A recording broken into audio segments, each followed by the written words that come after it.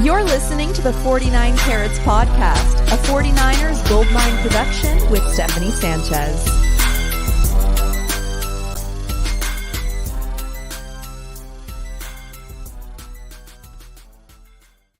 What's going on, everyone? Welcome to another edition of the 49 Carats podcast. I'm your host, Steph. It's a especially joyous Victory Monday for all of us today, and joining me to talk all about it is Weston P. Smith. Weston, how you doing, man? I'm excited to be here. Not that I'm not every week, but like yesterday was such a roller coaster of emotions. To attend this conversation with a smile on my face didn't seem real. I don't know, 24 hours ago, right? Like it didn't even seem like I was contemplating my excuse messages to you already. Like, Steph, I just don't even know if I can get on. I'm sorry, but You're like, I don't feel well. I came down with something. yeah. Oh, stomach bug. Blame the kids. They must have brought something home from school. But no, I am damn excited to be here and have this conversation today. Well, I mean, the reason we're excited is because the 49ers had us on a roller coaster yesterday, all throughout that game. And man, they finished it and they won the game in dramatic fashion. I mean, Weston, like, what were your thoughts going through, going through your head as the game was going on? Were you panicked? Because I know in my head, I was like, I was fully prepared for them to lose. I was like, you know what? At the end of the day, it's just football. This isn't going to dictate how I live my life. I'm not going to let it get me down. I'm just going to get these jokes off on Twitter. And, I'm going to laugh through the pain like I always do as a 49ers fan. This sucks, though. all of the stages of grief, right? You just go through them all. So where in the stages of grief were you when things started to turn around? So I felt like you every single one of those stages at nauseum. If you didn't have a moment during this game where doubt set in, then you are one of the blind faithful. And I don't say that as a negative thing. I say that as like, I wish I can watch the game under your lenses, because if you follow this team the way we follow this team and the way we talk about this team, 17 points just seemed insurmountable and nothing was happening. And I was the worst of fans yesterday, Steph. I will not lie. I was throwing my hat, MFing everything. And then I, like you, had a come to Jesus moment where it was just, hey, dude, your children are watching you behave like a child right now. Like, pull it together. And then it just turned to sadness. And my wife, bless her, Steph, she was the champ yesterday in this household, right? Like doing every superstition that we have, she's executing flawlessly and she is not giving up hope. And I'm just like pouting around, right? And she's like, what's the matter with you? And I'm like, you don't understand. Like, this is now the 29th consecutive year of disappointment from the team. And like, we should be really grateful. It was a really awesome, fun season, a lot of awesome storylines, content that just created itself all year. But then for me, it was the turning point for me was the opening drive of the second half. Even though you won 7 there, you still got points, right? So you still stopped the bleeding a little bit. And then the turning point of this game, which we'll talk about, where confidence immediately flushed back into me, was on that first 4th down attempt.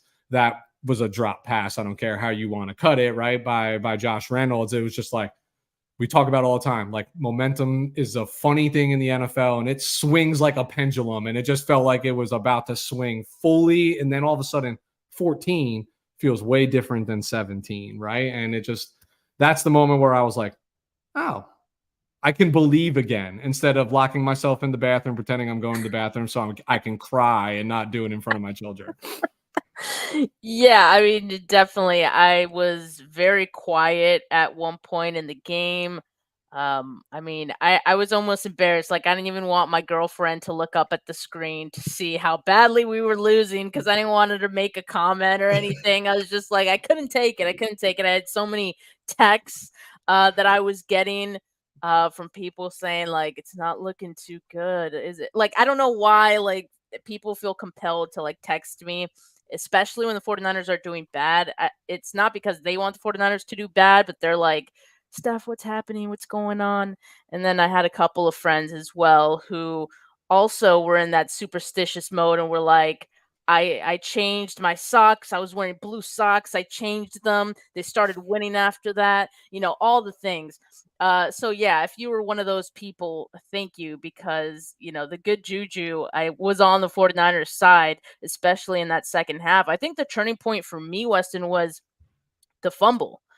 Yeah. Because that was after they got if I'm not mistaken, I think it happened after the fourth down stop, right? Or no? Yes, yes. Because No. after the fourth down stop, they went and scored, kicked off, and on the first play was the fumble. Yeah, so that to me was huge. And that's how they were able to get within like 7 points of the Lions, and I couldn't even believe it when that happened. And you saw Brock Purdy turn on some wheels on that drive after that to get him right in the red zone. This was an incredible game, and it's crazy because just the week prior, like, we saw this team come back from behind against the Packers, and we were thinking how big that was. Like, we hadn't seen that from this team, and I didn't think we would see it again the next week and not 17 points down. I just didn't think the team was capable of that. You kind of mentioned earlier, Weston, that um like it felt insurmountable, right? Yeah.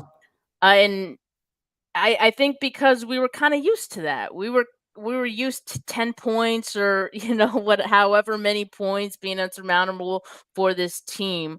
But at the end of the day, I mean, they came through, and I do feel like the difference this time around is Brock Purdy. It's not all Brock Purdy, but he's a huge part of it. He's a tremendous part of it. I think when you think of like the best in the league right now at this, playing from behind, and you think of our opponent in 2 weeks, Patrick Mahomes, and like what he's able to do.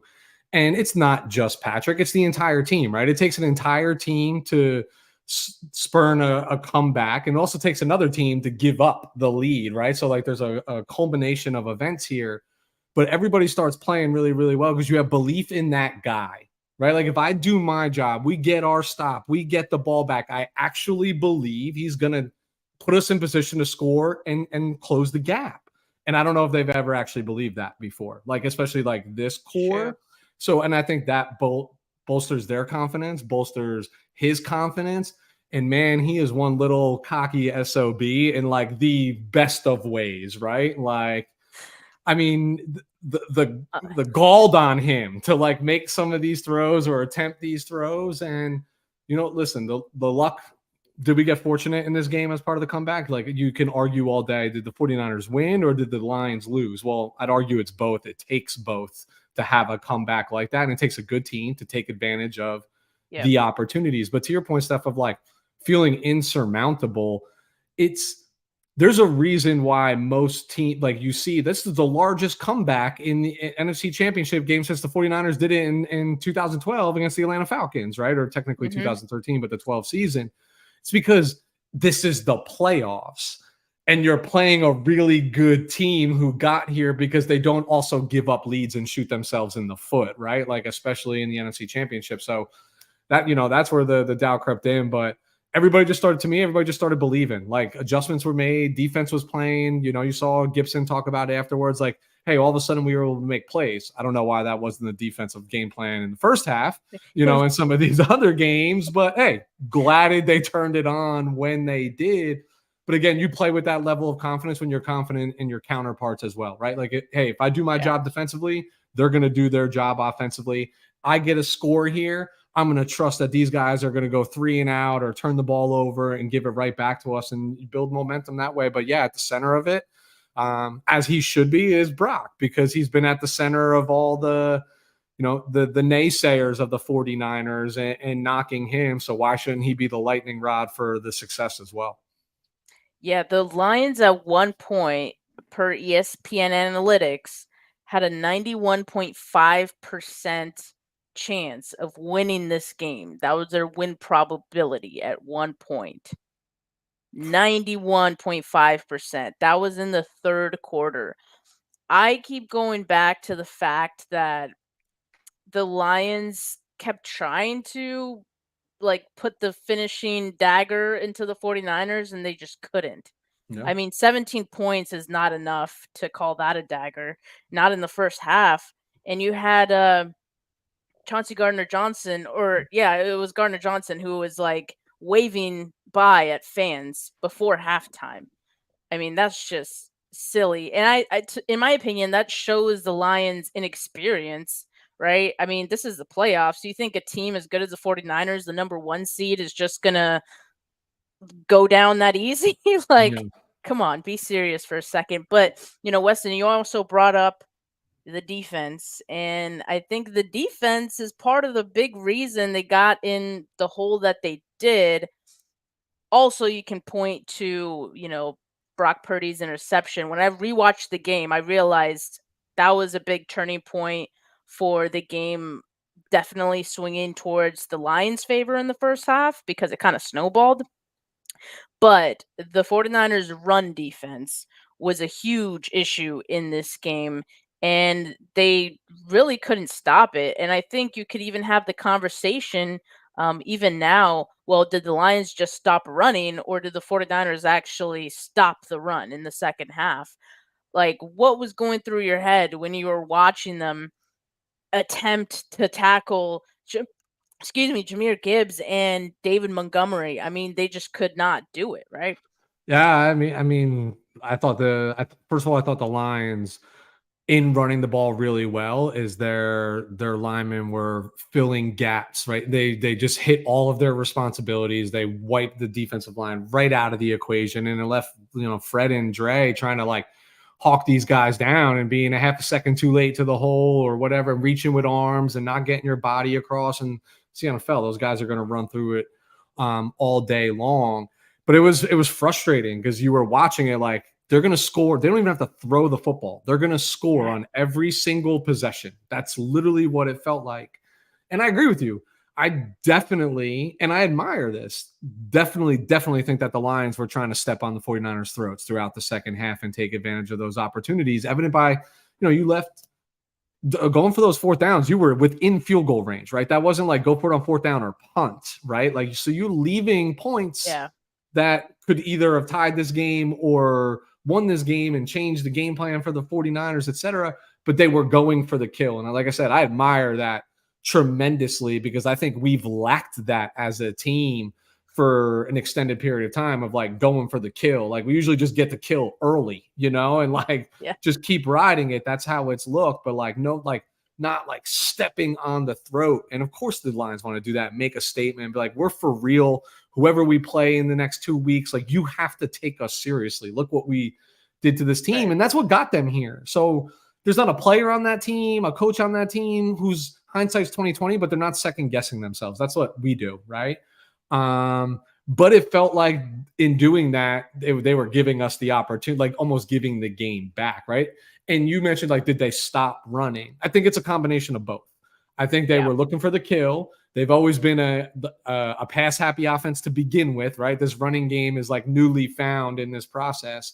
But I also think adjustments were made that typically in the NFL, right, you go to the line with 2 plays, right? You have 2 plays, and based on what you see, it's usually a run or a pass, and then based on what you see is what's going to dictate it. And I think they just Jared Goff saw something a little bit different. Maybe it was alignments, maybe it was splits, maybe it was something that made him second guess that run's not there, right? So let's stick with the pass that was called in the huddle. I don't know. I literally have not seen any media today, and which is really disappointing, by the way, because that's all I wanted to do today. But the day did not dictate that. So I don't know if this has been talked about. That's just my guess, is they saw something that looked a little bit different and saw something that made them confident that they were going to now, they did enough on the ground. Maybe they can do it through the air to put the game away. Yeah, going back to the discussion of, Dan Campbell being aggressive and wanting to go for the kill, but ultimately not. Kyle Shanahan was asked about, the aggressiveness of Dan Campbell early in the week. And I mean, he kind of said sometimes those opportunities could end up helping the other team, basically, is what he said. And we saw that play out in this game. On the other hand, you have Kyle Shanahan, who's a little, more conservative, and I mean, he went for a field goal early in the game. Even I think at that point the game was it 7-0 when he went for that field goal that was missed. So Yep. I don't fault him for like not panicking at that point. It's very early in the game, but going for the field goal at that point, you miss the field goal. So even Kyle's conservativeness didn't help him in this game. So I came away from it like not even really knowing, okay, what's the right approach? Ideally, maybe it's somewhere in the middle of both of those guys, right? Like over aggressiveness versus like conservative, maybe choose your spots, right? Um, but yeah, I thought it was interesting that we did see how that ended up hurting the Lions. But I will say, like, the only reason that the media is maybe questioning it today is because it didn't work. If it worked, he'd be a genius and like all these things, right? So that's how it goes for every coach in the league. You could say the same thing for Kyle's conservativeness too. So I mean, Yeah. that's just how the media works and how people's opinions work. But I feel like there were certain performances in the second half that we got to discuss, especially because I don't think there was anything good in the first half, quite honestly, at least not enough to nominate here. But this is the 49K Player of the Week show after all, and we do nominate players who had some good games that deserve to be 49K Player of the Week. So, Weston, do you want to start us off? Yeah, let's get right into it. It's Brock Purdy, right? I mean, we're going to talk about other names, but how is it not? You took mine. I'm sorry. Steph, would you like to go first? I'm joshing with you. It's how is it not Brock in the sense? So 20 of 31, 267, averaging just under 9 per. Yes, he had the TD. Yes, he had a pick. This is all about, like you said, nobody played well in the first half, right? Like on either side of the ball, I would argue. I saw this today, and we're talking about like, hey, this was almost a second half of the game award that somebody's going to walk away with today. Saw this stat. It was shared out on Twitter. Actually saw it just about an hour ago, maybe. In the second half, Brock Purdy threw for 150 yards, rushed for 45 yards, completed 80% of his passage, averaged 10 plus yards per rush, had 0 turnovers. No other NFL quarterback in the last 30 years has done all of that in a single half, regular or post season. Period. Stop. End of argument. Like, wow. Like we said, he was gifted the opportunity to lead this comeback, and he took full advantage of it. I recorded every one of the naysayers like shows today, and this is all I'm going to do before I go to bed is watch them backtrack some of this, but I can't wait because you already know it's going to be all pulled back, and all of a sudden it's going to be praise Brock Purdy. Yep. And good. You know what? We talked about it last week. Like, why doesn't he get his flowers? And if that's what it took to get it, the only one I saw today was Sherman. And my God, does Unc love Brock Purdy? You know what I mean? Yeah. Like, he gushes over him. And Sherman was one of those guys. Forget this is his media role now. When he spoke, you always listened. You listened because you hated him, but you knew he was right, and you knew he was educated about the opinion. And now you listen to him because he supports your team like no other, like you can't even imagine. Yep. And he's right from a fresh player's lens. So when he speaks, I'm sorry, I take it almost as gospel because he's not doing it to be right? Like he's just telling you what he sees and what he knows. And he gushed over the performance yesterday and wouldn't let anybody tell him otherwise. And I don't know. It's like, Steph, how do you argue it? Like he had a tremendous second half of that football game. Yeah, guys like Sherman, guys like Brian Boldy, guys like Greg Cosell.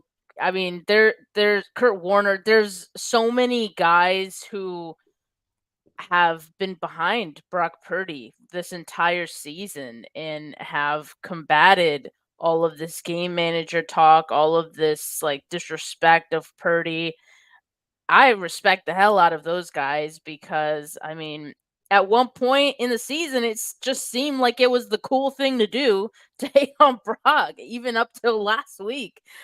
So they stood tall for Brock, especially Sherman. And he was in the building. Yep. Yesterday he filmed his show right at Levi's Stadium. So it's cool to see Sherm behind Brock, but who wouldn't, right? I mean, I find it so difficult to see people like truly watch Brock Purdy and still believe that he's not it, or like he doesn't have it, something, an it factor, like ice in his veins, whatever you want to call it, whatever cliche you want to use. He has something that's intangible that like Yeah. not every player has. I don't think people understand that. It's not just about the stats he was putting up. It's not just about like the great team that's around him. Even outside of all of that, he has something. I don't know what it is. I don't. We can't put our finger on it, but we just know when we see it. And that's why when people don't believe in Brock Purdy, I simply know that they haven't seen him. Like they're not watching him. Like I just don't believe it because we've been seeing it for like a season and a half now. So Yep. I think we kind of know what the deal is with Brock. And we didn't even talk about his ground game. Did you see homeboy running? My goodness. He was scooting. I was like, what? Like, you remember his brother had that run at Nebraska earlier this year, like, or later in the season. Yeah. And I was like, damn, I wish Brock had wheels like that. You know what I mean? Like, his brother clearly has the gift of speed and from the Purdy family. But he was moving and he hit Debo harder than I think Debo got hit all game. And Debo would probably tell you that. And, Debo got in the way of Purdy running one in for a touchdown when all is said and done. I just, it's hard to just look at that game and say, wow, that's what a game manager does. You know what I mean? Like, it's just everything. Off script plays. I mean, the throw to Jawan that Jawan makes a fantastic catch on, of course. The throw to Juszczyk on the sideline after breaking out of the pocket. And it takes two, right? Like, they got to come down with it. They got to be in the right position. But, this is what they applaud Lamar for and Patrick for. Guys who can just scramble around and extend the play 6, 7, 8 seconds. And that's what gets that wide receiver open. And they get MVP celebrated for it, right? Like, tell me how what you just witnessed on national television from Brock Purdy is any different. I know it's not 4.2 speed like when Lamar takes off, but it's faster than Mahomes when Mahomes takes off. It's just, how is he not 49K player of the week? We'll talk about some other people, but he's. I think we like kind of made our decision already. I think we just got to go ahead and vote. The votes, but that's kind of our job at the same time. We're trying to convince you. So, just really quickly, because you talking about Purdy scrambling reminded me of this quote from George Kittle talking about his scrambling. I'm just gonna share it really quick here. Those couple scrambles and get 2 21-yard runs. Sick. What's your view of those? What kind of spark does that do it more? What are we doing? Just don't get hit. Like, scramble, maybe tuck the ball a little bit faster, but like he scampers. I think that's the best way to describe it. He scampers. Like, you're one of those little water dragons run across the water. Like, that's what I envision every time I run with the football. He scampers. That's such a good word. Yeah, it's not like called him a water dragon. Like, he's obviously not the most like athletic guy, but he looks so quick when he just decides to, hit that gear and run. That's such a water dragon. I know exactly what he was talking about when he said that. Say no more. Yes, that is exactly what Brock Purdy looks like when he scrambles. But yeah, I mean, that was just part of Purdy putting the team on his back in those moments. And in the second half, I mean, he talked about the stats, that a quarterback hadn't done in like the last 30 years.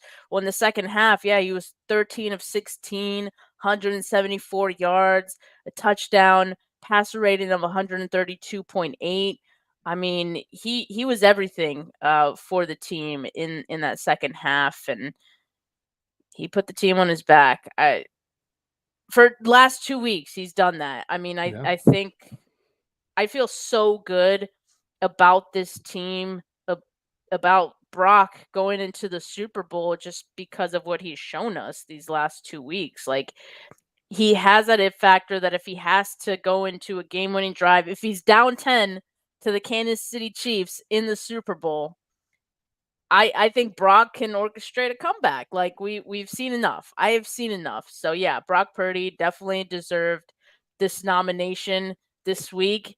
And like we said, he's probably going to be the one to take it this I time. don't know. After seeing Kittle's press conference there, and I had not seen that yet.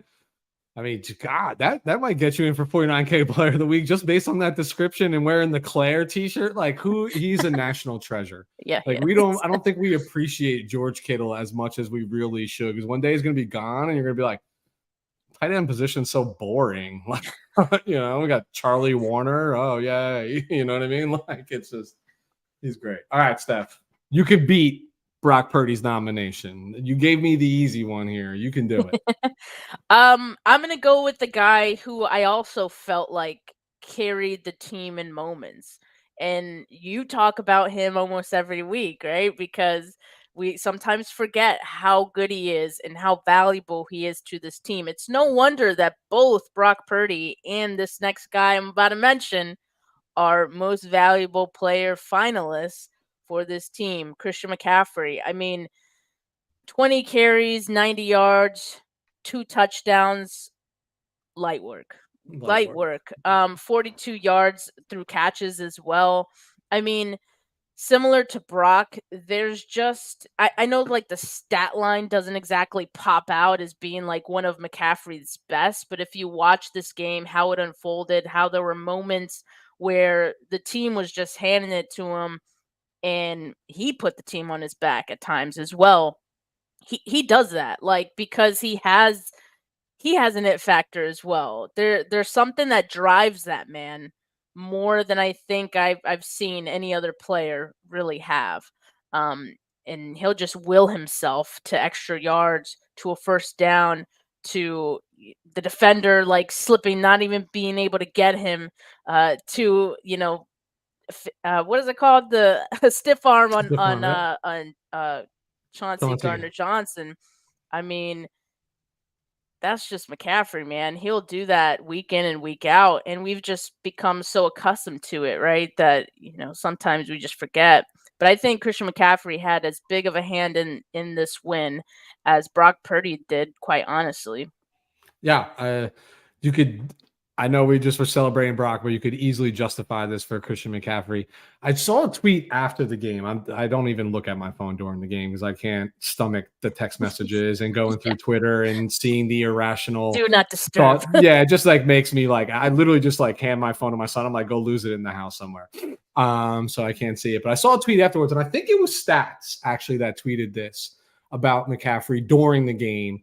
He had tweeted it about how he's just always squeezing the most out of the play, right? Like, and I think that is a really accurate description of what he does in so many ways. He squeezes through the block. He always is falling forward. He gets contacted behind the line, but still makes that a 2-yard game, right? So 2nd and 8 is drastically different than 2nd and 10. I know it only sounds like 2 yards, but that gets you in a position to be 3rd and shorter versus 3rd and long and being behind the chains and all those stuffs. And I just thought that was a really accurate description for what he does. And yesterday was the quintessential example of that, because there wasn't the home run ball, right, that he ran for. It was just 4.5 yards a carry, grinding it out. And he gets in, he gets those chunks, and he gets the significant, like in the most significant times. Yeah. Like that. The biggest run was that one, I think, on when he stiffed armed Chauncey Gardner-Johnson, and that was that was an opportune moment in the game, right? Like a big swing in field position. But here's why Christian McCaffrey should win 49K Player of the Week. And I apologize, Mr. McCaffrey. I was not familiar with your trash talk game until this game where I don't know if you saw this. I'm sure you did on national television. They showed him mouth. I'll politely say he called somebody a kitty cat, and he was upset about something. And I was like, oh, I knew this man played hard. I knew he played with a chip on his shoulder, but I didn't realize he plays angry too, right? Like, and that's just a Christian McCaffrey that like I want to see. I want to see more of that. I want to see more of that word flying around on the football field, and just because I feels like somebody stirred something in him. And it was right after, it was only like a 4-yard gain, but he ran right over the dude. Right. And he got up and the camera was right there and like crystal clear. You saw him mouth that. And I was like, all right, now we're now, and they were like, we were losing significantly at that point, right? But it was just like the motive, like just an extra layer of motivation. And I knew he was a dog, but I didn't know he had that dog in him. And I was just like, all right, Christian, I see you. Bring that to the Super Bowl. Let's go. I mean, there's a lot of players say like, give it all you have. When Christian McCaffrey does, like, I 100% think that is Christian McCaffrey's everything, what he puts out on the field. He really does it. So always appreciate it. And yeah, I mean, he is a tough son of a gun out there. Have you noticed, so like this is just something I've noticed watching Christian McCaffrey, like he has like a game face, and it involves, like, in my mind, Christian Bale Batman. He and I pulled it up because I was like, this is what to me, this is what Christian McCaffrey looks like when he's running. Like, if you pay attention now, you guys are like, what the fuck is she talking about? But pay attention and you will see this exact face from Christian when he's running the football, when he's playing the game, even when he's on the sideline, he'll make like this face with his mouth. He's in a different mode. He's in his Batman era when he's out there. So yeah, Christian McCaffrey definitely helping save the day for this team. But yeah, that'd be my nomination that I think like, could be up there with Brock. But like there's also a couple of others. Did you have any others, Weston? Yeah, I'm staying offense. I mean, I know the defense did their thing in the second half, but there still just wasn't like a standout, in my opinion. Maybe you have somebody that you're going to nominate. Trent Williams, again, another one that we just like overlook, but a clean sheet, like all around from him. He was the highest graded offensive player on the team, according to PFF. He had an 87.9 run block PFF grade, and he had an 88.9 pass block. So he had 66 total snaps, 0 pressure, 0 hurry, 0 hits, 0 sacks. A real clean sheet from Trent. And again, another one that contributes way so much, but doesn't just get talked about enough because he doesn't appear in statistical categories that are tracked in a box score, right? So that gets overlooked, but this is a guy we didn't know if he'd return next year. We got all hyped up that he said he wants to come back and he gets to go to his first Super Bowl. And he's just been a consummate professional on this team. He's always had the back of his quarterback, his running back, the relationship that he has with Debo, leading him out the tunnel. Like he is just I'm happy for him that he now gets to experience the next 2 weeks, especially media week and like the week leading up, because he's going to have a lot of fun with that. And he's just really deserving of it in his career. But I think yesterday's game and the biggest stages just solidified because, our offensive line is shaky at best, right? And he is the anchor, and he played anchor football, clean sheet yesterday. Like, how do you ignore that? And he did have Hutchinson to his side a number of times, and he handled that. Yeah, like Trent Williams, I hate that it's so hard to quantify like offensive line play. And it's just one of those things you're not going to notice. They could have the perfect game and like you won't notice them because like not being noticed is good for offensive linemen.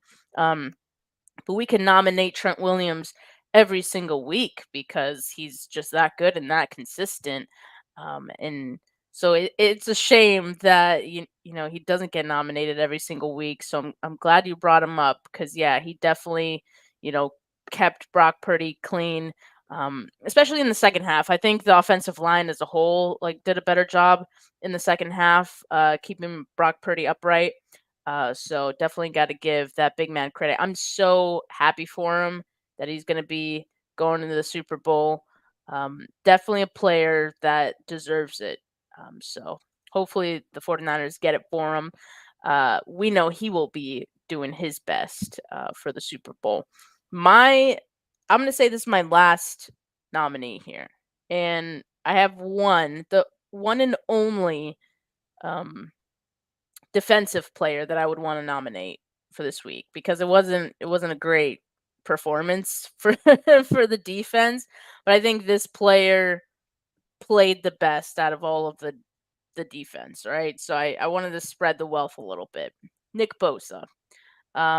He had 2 sacks in this game. I felt like they came at big moments.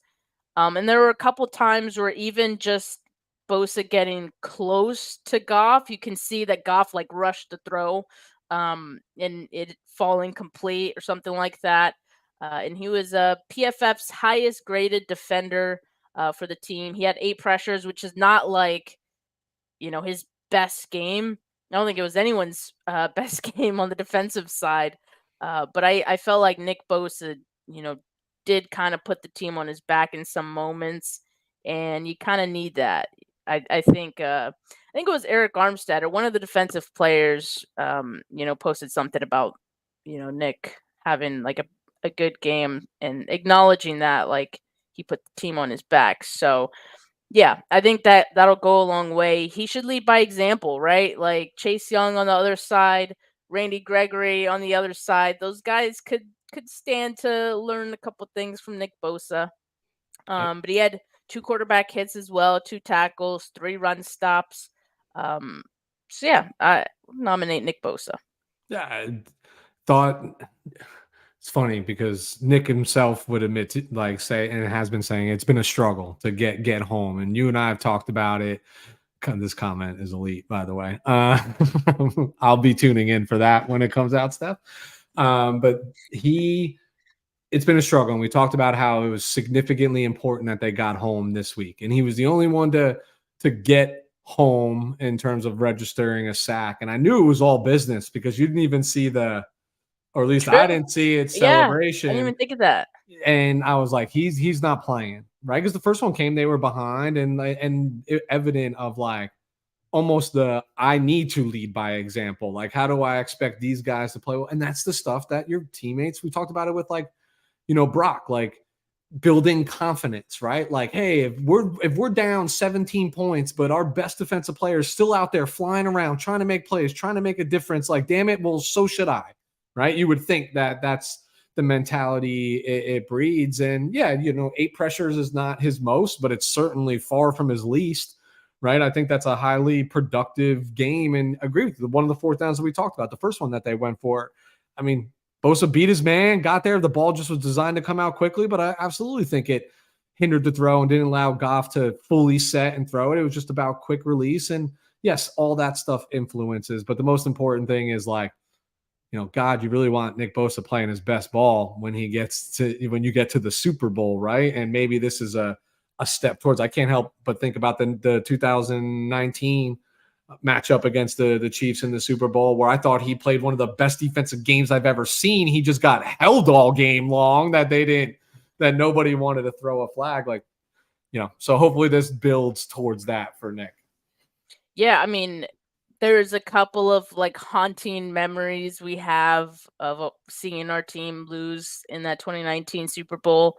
One of them, Debo, one of them, Kittle, the other for me is Nick Bosa, crying on the bench afterwards. So I think like all those guys, they're going to take that pain that they felt in that 2019 game and really channel it towards preparing for this week and, putting their best foot forward in that game, or at least I would hope. I mean, that, you gotta lead by example, and you gotta, act and not just talk about it. You got to actually, put it out on the field. So, yeah, Nick Bosa, I think, was starting to do that. Yeah, the playoffs, the second half of the season, maybe a little disappointing for him. maybe even the whole season. Disappointing for Nick. But if they win the Super Bowl and he has a hand in that, none of that really matters. Not even, not None of even a that little matters. bit, especially after he just signed that big fat paycheck coming Yeah. into the season anyway, We always see this. You see this across the league everywhere. Like paid, little bit of dip. It's always hard to replicate the previous season, right? Like think about Debo 2021 Debo versus 2022 Debo. 2022 Debo was really not bad. It just wasn't 2021 Debo, which was like something we've never even seen before across the league. And that's kind of what Nick's performance was last year as Defensive Player of the Year. Like he was an animal. But hopefully it's turning on at the right time. Someone in the comments thinks you look like Tony Hawk. So have you heard that before, Weston? Recently, yes. This is not surprising. I don't see it myself. I grew up in the 80s and 90s. I'm well aware of who Tony Hawk is, owned his video games, played them, but I guess there's some resemblance. I can tell you where we look nothing like each other, and that's our bank accounts. His fiscal situation is far different than mine, which is all well and good, but I guess it could be worse, right? In terms of who they might be able to compare me to. I could see it. I could see it. I mean, now that it was mentioned, it's like, right. Yeah. So let's do this. Own it. Y'all go tell your friends that Tony Hawk is a 49er fan. He jumps on this podcast every Monday after the games. And let's grow the following that way, Steph. We'll lure him in with fake Tony Hawk. Isn't there like a video of someone going up to Tony Hawk and being like, "Hey, has anyone told you look like Tony Hawk?" Yes, you look like Tony Hawk. Oh God. I'll take it as a compliment. I'll take it as a compliment. Yeah, absolutely. I mean, he still looks young in his age, man. Own it. We're ugly guys. I don't know what it is. It's fine. We got good personalities, Oh my God. Weston, do you have any other No. He's like, no, that's enough for me. Maybe like some flowers, nothing. Yeah, no, let's do it. I did have an honorable mention for this game. For me, it's Deshaun Gibson. And I want to preface it by just saying he would have probably been nominated had he had a better first half. But the first half, wasn't great, as it wasn't for a lot of guys, right, on that defense. But that forced fumble flipped this game on its head. Huge swing of momentum, points, everything else you can think of that a fumble could do for a team. He also had a couple pass breakups, one in the third quarter on Sam Laporta. That was big.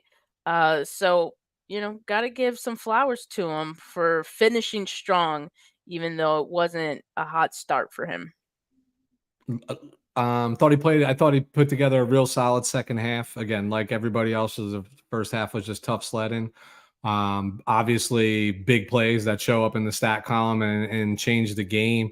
But I think what was most impressive was the accountability after the game. Where you see a lot of his like interviews and quotes where he's feeling like, hey, he admitted like doubt, crept in even as a player. And I think it takes a big individual to admit that in a sport where you're supposed to have no fear and never flinch and whatever. And then if maybe it just let him play, a little loose, like, and go out there and just trust his instincts and go. And, that's, if I had to define the first half on defense, everybody just looks stiff, you know what I mean? And then the second half, it just looked a little bit more fluid, a little bit more loose. But yeah, I mean, this game is totally different if Deshaun doesn't lay the wood on Laporta and force him to drop that. I believe that was put it into third and long, or might have actually forced them to punt. Because I think the next play was that punt that like landed on the 1 yard line, but still found its way into the end zone, if I remember correctly. Mm-hmm. And then the forced fumble, like those are two significant plays in this game that he single-handedly is a part of. So yeah, awesome game. Weston, apparently you're also resembling Kyle Shanahan tonight. I mean, I kind of see it after, Christian in the comments pointed it out. I mean, you got the hat, you got like Kyle has worn the white, long sleeve zip, quarter zip. I've been known to have headphones. You got the headset. You just need the playbook, man. Now I just need to be yelling at somebody or some wide receiver to put in my doghouse. Halloween. Halloween. Think about it. I'm just saying. I've been known to have a little swag, Steph. Don't let this old guy fool you. You know, Hey. I dressed my best for the podcast, but damn, everybody's coming at me from all angles tonight. So glad I joined. It's a compliment. I think they're Yeah, compliments. I'll take you know. them. I'll take them all day, all day. Did you have any flowers to give out? I did. It'll be collective to the remainder of the receiver room, and by that I mean Debo and Yeah. Ayuk. I mean, listen, Ayuk, that catch, my goodness, right? And like my Crazy. goodness, that's just a good player making a play. That's all it is, right? Like never giving up on a play. Love that Brock aired it out. Just aggressiveness, right? Like, hey, listen, in the NFL, one-on-one, that's actually open, right? Like the wide receiver always has the advantage, evidenced by like, look what happened when it could have gone wrong, went right. Luck favors the prepared and those in the right position. But Ayuk, throughout the playoffs, even in this game, every catch is a first down. It's a touchdown. It's just big plays, big moments. Hard to ignore that. I know he didn't go over 100 yards or have like 10 or 12 receptions or anything like that, but doesn't limited his clutch factor in any capacity because he's big time during the game. And Debo, the return of Debo, obviously it's just a different team. Physicality wise, like again, he shows up in the stat column, nothing like crazy significant for him. But I was talking to somebody about like, hey, if he was, I don't care if his shoulder's broken in half, dude, get out there because they at least have to account for you. You don't even have to contact anybody. Just run in motion, run around, do whatever, because on the off chance they decide to throw that ball to you, it's going to be the moment that I lapse in coverage and ignore you. Like, you are the ultimate decoy in an NFL game because you have to account for him so many different ways. And that was just evident. Like, he's another person you have to account for in the running game, right? He's another, obviously, in the receiving game. When he catches the ball, then what are we going to do? Is he going to change the game with the physicality and the tone that he sets? So I just thought it was obvious the impact that he has just being back in the lineup. So for those two, I thought they both played. They both did exactly what they needed to do when they needed to do it and were significant contributors to the win as well. Yeah, for sure. I mean, that was a huge play at a huge time for Brandon Ayuk. It kind of reminded me of George Kittle's catch against the Cowboys in the playoffs when it bounced off of his hands, his face mask, and then back to his hands. Just having that concentration to get that done. I mean, that takes a special player, and especially in a moment like that, in the playoffs where you need a play. I mean, that's pretty hard to come by. We saw the Lions drop a number of passes on third down, fourth down, just an example of guys on that end who weren't able to get it done. Here you have a pass that, was thrown to the defender pretty much a little more accurately than you, and you still come away with it. I mean, I just you don't give up on a play. That's what Brandon Ayuk showed there. And Deebo Samuel, I mean, I think he was big in this one, like he's always big. I think he was a little more than a decoy in this game. 8 catches, 89 yards. It was good to see that he wasn't limited at all. He was getting hits. He was looking for contact like he always does. I mean, he told us before the game, he wasn't going to protect anything, right? So he definitely did it, and he was full go. And I'll just say this. We've mentioned a few guys, right? Christian McCaffrey, Brock Purdy, Deebo Samuel. Those are 3 guys that I want touching the football when the 49ers are down or it's just not looking right. Because those 3 guys, if you put the ball in their hands, something good will happen. Every time. And if not every time, like, they will make it happen. Just keep trying because those guys can make a play when it counts. There were a few plays that I thought in a particular drive that Deebo, really helped them get down the field. So yeah, that's a good one to give some flowers to. But yeah, I mean, that's it for the flowers. Aside from that, I mean, we had really strong performances from guys, and a lot of guys we could probably put on notice, but we'd probably, not be here all night. But Hey, we're going to the Super Bowl. We'll keep Everybody it gets short. a pass.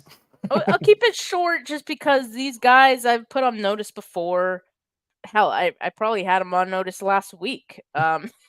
If I'm being honest. Yeah. Look, okay, one guy, Jake Moody, all right.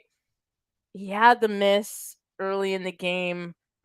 I mean, at that point, the 49ers took the first punch in the game already from the Lions, and then for that to happen, it wasn't right. It was not right.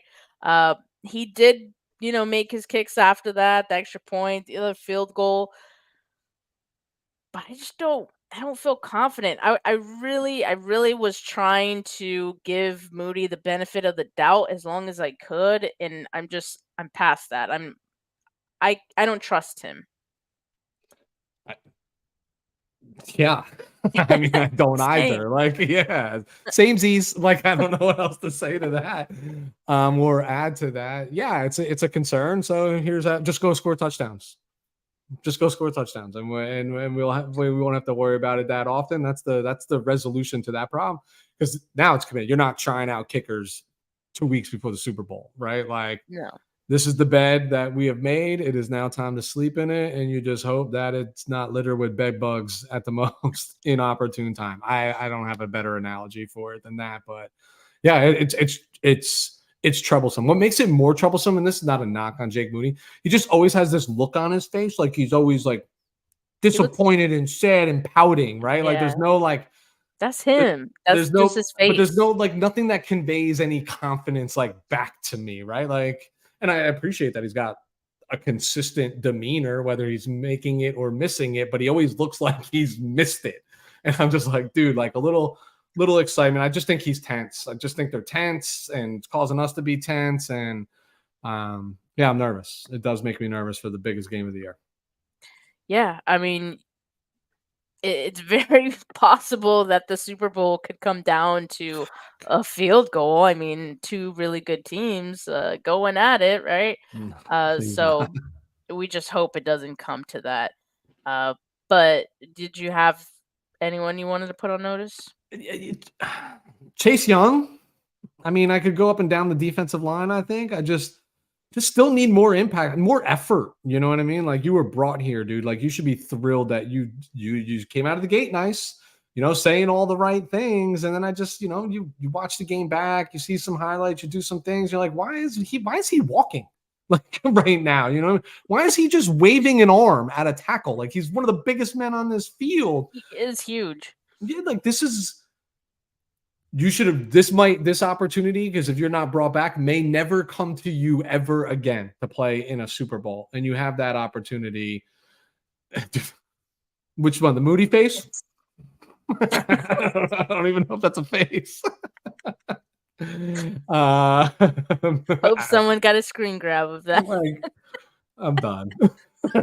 No, but I just it's just not enough urgency. There's not enough excitement coming from that. And I think it's just evident. I mean, I think this is part of the contribution as to like why we're getting scorched in the run game. You know what I mean? Like, just play with a little more. I am commenting after the fact of the game. I am not one of these players, so I don't ever want to discredit like what their passion is and whatnot. I'm just saying, like, play with a little pride. I think that's what you said is important. Play with pride. It just looks like a straight up lack of effort. Yeah. and it's like, dude, first of all, you just got traded to one of the best teams in football. If that doesn't lift up something, burn a fire in you in itself, okay, I guess. Now you're in the playoffs. If that doesn't, lift you to have you step up, I don't know. You're also playing okay, if those things aren't your jam, team sports, that's not really your thing. You're also playing for your own contract after this. You're a free agent after this season ends. If any or none of those things can't get you to step your game up, I don't know what to tell you. I did see some nice plays in the second half, but I need to see more consistency from Chase Young. And enough with the low effort plays. I mean, it's embarrassing, man. Yeah. It is embarrassing. So, yeah, I hope he could, play a good game for the Super Bowl at this point. Like, that's all we ask for. Another one though, like he's got to play, right? Like they love the depth, they love the rotation. It's just pride. That's all it is. Just take pride, even if it's self-inflated ego. Just go do it. Just go do it. Yeah, I mean, Weston, we were having such a great time that I forgot to have everyone vote. I thought we voted before we started it. This is true. This is true. We kind of like already made the decision. Yeah. Sorry, guys, you're not voting today because Yeah. me and Weston already chose. But yeah, just really quickly, if you guys have any vote for 49K Player of the Week, I'm about to put the nominees up on the board. We've got Brock Purdy, we got Christian McCaffrey, and we've got Nick Bosa. Short list today, but it's because these guys, stepped up in the comeback win. So yeah, Sean, I think Purdy was unanimous. Yeah, probably. So officially, unofficially, 49K Player of the Week. It's Brock. Yes. Yeah. Glad we could get that sorted out, guys. This was efficient. This is efficient. Guys, we There already we knew what go. you were Okay. going to do. Don't worry. Thank you, guys. Thanks.